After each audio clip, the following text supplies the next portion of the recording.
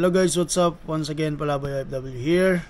So for today's vlog mga idol, may sasagutin lang tayong tanong mula sa ating kababayan dyan sa Pilipinas na gusto lang malaman ng konting information dito sa Kuwait especially.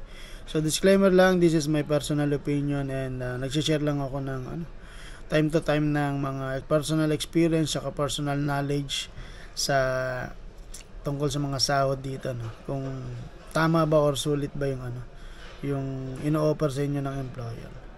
So ito yung tanong ni kabayan. Lods, may interview po ako as food server sa Four Seasons Hotel dyan sa Kuwait.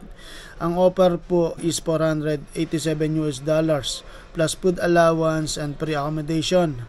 So basically $487 is around 150 KD sa palitan ngayon sa dinar. And for your information mga idol, is dinar is one of the pinaka malakas na palitan sa piso, no, sa buong mundo. Pinaka makapangyarihang pera sa buong mundo. Tapos sulit po ba ex-abroad? Ako galing sa UAE, almost the same lang ang offer. Sana mapansin. Salamat Lods. Bigyan lang kita ng prangkang sagot na 150 KD for ex-abroad is talo ka dyan, Lodi. Kahit sabihin mo may pagkain, libre, tsaka accommodation, talo ka. Kasi alam nyo, ang basehan ng mga employer dito, base sa aking experience.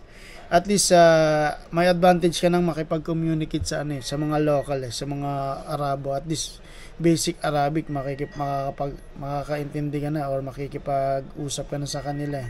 Compare sa mga first timer, from the beginning, talagang training yan.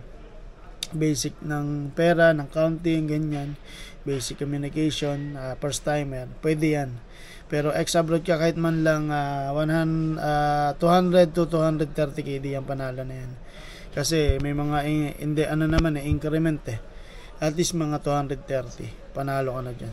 Kung kaya mong mag-request sa employer mo na at least dagdagan man lang, kahit 200 or 230, mas panalo.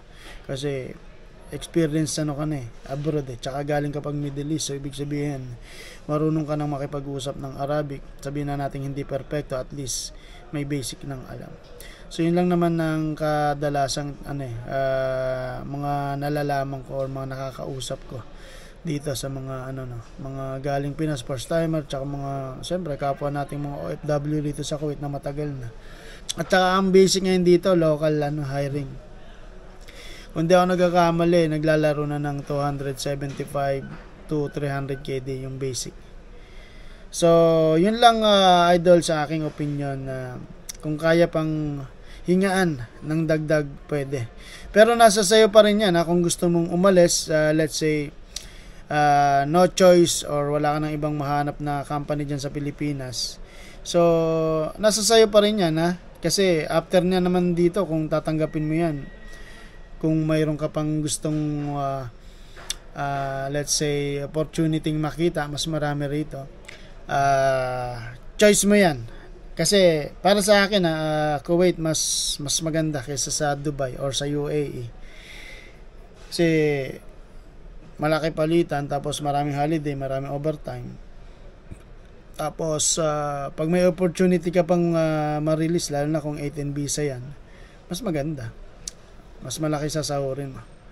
So yun lang mga idol, Palaboy OFW here sa Kuwait. Huwag nyo kalimutan mag-subscribe. Mabuhay, ingat kayo dyan. So yun lang Lods.